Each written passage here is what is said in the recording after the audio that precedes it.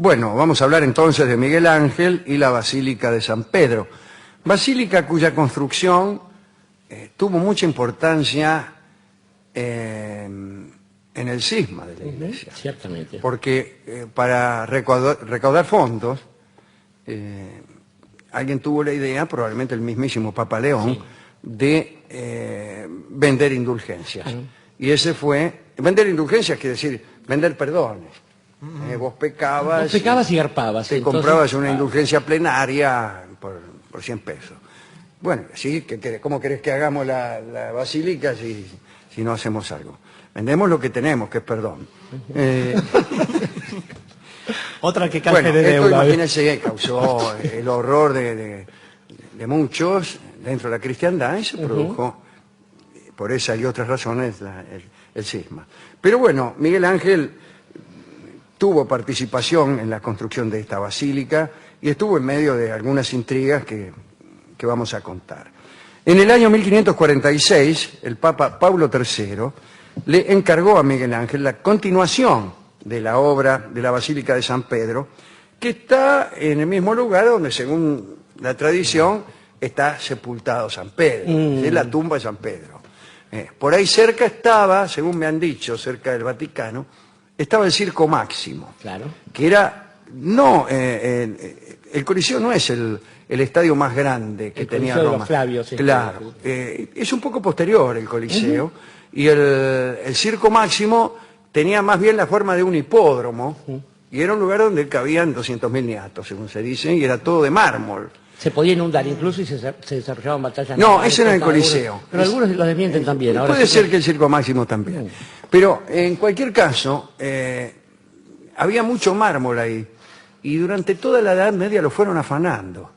Se fueron afanando. Sacaban las placas. Que era como una cantera, claro. Una cantera ya armadita, ¿no? Bueno. Ahora, buena parte de los templos de la cristiandad tienen mármol que provenía del Circo Máximo y de otros lugares por ahí.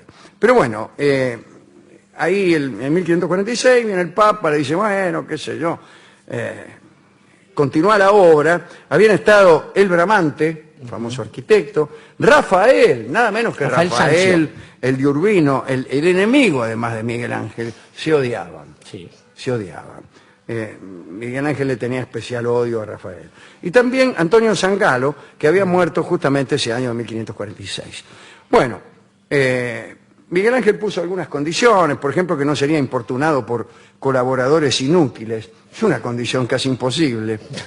No me ayuden más, decía claro, lo que yo conozco. Y que no recibiría visitas molestas. Bueno, visitas molestas, por ejemplo, en japonés, visitas molestas es ya visitas. Es una redundancia, claro. Claro, por ejemplo, la palabra visita y la palabra molesta se escriben igual en japonés. Bueno, Miguel Ángel impuso esa condición y aceptó el ofrecimiento. Tenía 71 años, no pocos. Advirtió al Papa que los trabajos de sus predecesores no servían para nada. Está bien. Eso es lo primero que uno debe hacer cuando llega a un lugar. A la presidencia. Y entonces volvió a pensar la obra. Miguel Ángel expulsó de la construcción a todos los curiosos que iban ahí a pasearse entre los pilares y también expulsó a muchos que se aprovechaban del desorden. ¿Para qué? Para afanar mármol. Claro. Seguía el afano de mármol. Y también a los ayudantes de Zangalo, y entonces se encerró en aquella basílica. Por esas expulsiones Miguel Ángel entró en conflicto con un grupo de hombres que empezó a conspirar en su contra. Había empresarios que con la complicidad de los maestros de obras entregaban materiales defectuosos. Mirá vos, sí. Por suerte tal cosa ya no sucede. Bueno, y también había grupos de arquitectos a los que la llegada de Miguel Ángel privaba de un posicionamiento lucrativo y honorífico, etc. Cardenales, había también que iban prendidos con los empresarios. Bueno, todos esos tipos perdían con Miguel Ángel la libertad con la que habían trabajado durante la dirección de Zangalo, que parece que era un poco atorrante el niato. Bueno, todos estos hombres empezaron a conspirar contra Miguel Ángel. Afirmaban que a los 71 años ya era demasiado viejo, etc. Corrieron incluso el rumor de que laburaba toda la noche solamente para remendar los errores que se mandaba durante el día. La severidad con la que Miguel Ángel prohibía la entrada a las obras daba también lugar a habladurías. Aseguraban que lo hacía para que no se viera el despilfarro de dinero. También decían que había destruido todo lo que sus predecesores habían hecho para que no se pudieran comparar con sus groseras construcciones arquitectónicas. Nanni di Bacciovillio era el más exaltado de los descontentos. Apoyado por dos cardenales, cuyo nombre no revelaremos por una cuestión de desconocimiento, llevó el asunto ante el tribunal del Papa y medio los convenció a algunos arquitectos y obreros para que supieran de qué manera tenían que abrumar a Miguel Ángel con testimonios durante una especie de juicio que iba a tener lugar. Bueno, muy bien. Y hubo un proceso en 1551, lo acusaron al Michelangelo unos jueces, rechazó él las denuncias de los cardenales, contestó a las calumnias de los maestros de obra, denunció las malversaciones de sus acusadores, etcétera, etcétera. Como el Papa Paulo III se había muerto, el proceso lo escuchó Julio III, que finalmente le dio la razón a Miguel Ángel. Bueno, entusiasmado por aquel apoyo, Miguel Ángel continuó los trabajos. Julio III quería tanto a Miguel Ángel que un día le dijo a su ayuda de cámara que de buen grado daría su sangre y los años que le quedaban de vida a cambio de prolongar la existencia del artista. Dijo también que si Miguel Ángel moría antes que él, deseaba que embalsamaran el cuerpo de Miguel Ángel para tenerlo siempre con él. Bueno, el cielo escuchó sus súplicas y Julio III murió muy poco después. El que vino atrás, por darle un nombre a la sucesión, se llamaba Marcelo II, era justamente uno de los cardenales que había tomado partido contra Miguel Ángel, así que imagínese. Por suerte murió también a los 3 meses. Miguel Ángel se alegró mucho, pero subió como Papa Paulo IV, que tenía los mismos pensamientos que Marcelo, así que así no vamos a ninguna parte. En esa época cada muerte de obispo Esta charla podría durar 6 años sin poner un solo ladrillo. Significaba rápidamente, digo, cada muerte de obispo. Sí, época, claro. Se diga cada rato, bien. La obra avanzaba, pero muy lentamente. Los proveedores le entregaban materiales malísimos, imagínense. Pero Miguel Ángel resistió, hasta que algo vino a perturbarlo muchísimo. Entre los amigos de Miguel Ángel figuraba un muchacho de mucho talento, Luigi Gaeta, bien, que se había convertido en su mejor ayudante, por decirlo así. Un día el jefe de obras, llamado César de Castelgrande, murió asesinado. Bien, lo asesinaron. Y entonces Miguel Ángel nombró a su amigo Luigi Gaeta jefe de obras, y entonces, imagínense la maledicencia, ¿no? Acusaron todos a Miguel Ángel de haber causado la muerte de Castelgrande a fin de darle el puesto a su amigo. Y fueron tan fuertes las acusaciones que el Papa las tuvo en consideración y no permitió el ascenso de Gaeta y eligió como jefe de obras nada menos que a Nanni di Bacciovillio, aquel enemigo de Miguel Ángel que había fraguado el primer proceso. Bueno, las noticias son cada vez peores. Sí, sí. Yo casi estaría a punto de detener aquí el relato porque... Bajo el riesgo de que nunca aparezca el David y Sí, ninguna otra obra claro. más de este tipo, ¿no? Bueno, entonces, hastiado, Miguel Ángel fue a ver al Papa para presentar su renuncia. Le dijo, mire, Santo Padre, me las tomo. Incluso le mostró al Papa las cartas del duque Cosme de Medici, que le rogaba que volviera a Florencia. Le voy a mostrar esto. Volvé a Florencia, por favor, firmado Cosme de Medici. Te lo ruego. Bueno, Miguel Ángel dijo que quería aceptar esa invitación y que su trabajo en Roma se había vuelto insoportable. Pero vino a suceder que Nanni di Bacciovillio resultó incapaz de llevar a buen término la obra. Empezó a, qué sé yo, a poner campanarios en planta baja. Se equivocaba en los frescos también, claro. sí. Miguel, cosa que ya le había ocurrido a los otros. Sí. Hay un dato aquí, que es el domo, ¿no? Esa construcción. La cúpula. Claro, esa cúpula, cuya primera expresión gigantesca estuvo en Santa Sofía, que hoy es una mezquita, en Constantinopla era antes y ahora en Istambul, que es más o menos lo mismo, Sí. por no decir lo mismo. Y, bueno, esa forma de construcción siempre tuvo grandes dificultades. Y todos metían la pata ahí. Ujú. Bueno, justamente un amigo nuestro de este programa, que es Brunelleschi, había resuelto el Brunelleschi asunto en Florencia, en ¿no? Santa María Claro, dei Fiori. claro. Señores, debido a estas macanas que se mandaba el Di Baccio, Miguel Ángel tuvo que volver. El Papa lo invitó a regresar al trabajo.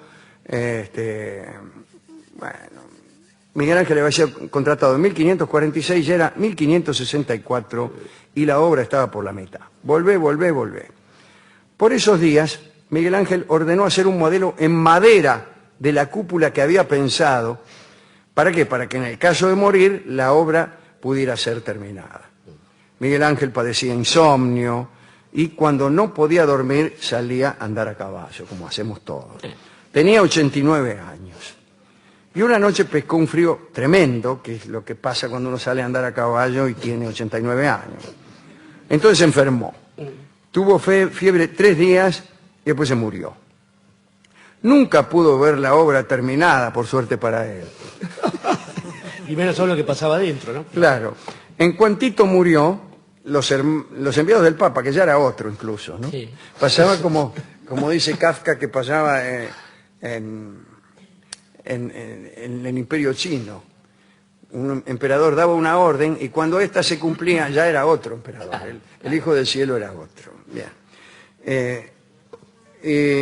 Tomaron entonces posesión del taller y estos enviados tenían orden de hacer un inventario y apoderarse de todo lo que allí estuviera.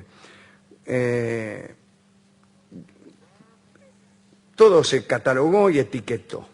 Pío IV, el Papa, temía que los amigos del muerto, que eran muchos y malos, saquearan la casa y que se perdieran entonces los bocetos para terminar la basílica. El dinero fue enviado al heredero, que sería Leonardo Buonarroti, ¿no? Pero la iglesia se quedó con los bocetos, que no eran muchos, porque Miguel Ángel había quemado más de uno en sus días de agonía.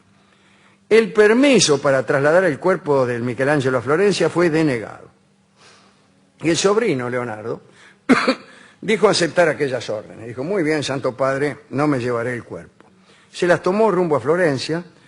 Los guardias que revisaron las cosas no encontraron nada sospechoso, pero pocos días después el cuerpo de Miguel Ángel fue robado y se lo llevaron nomás para Florencia. Entre los que levantaron el cajón de Miguel Ángel durante las exequias ya en Florencia, figuraba Benvenuto Cellini.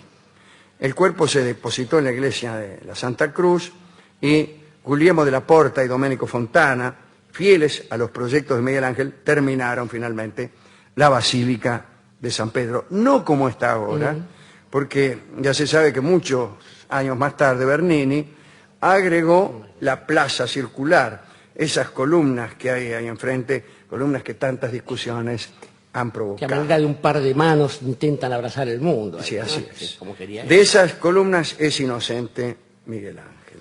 Y esta es la historia tremenda de esta obra, que fue tan desgraciada para él como la mayoría de las que hizo.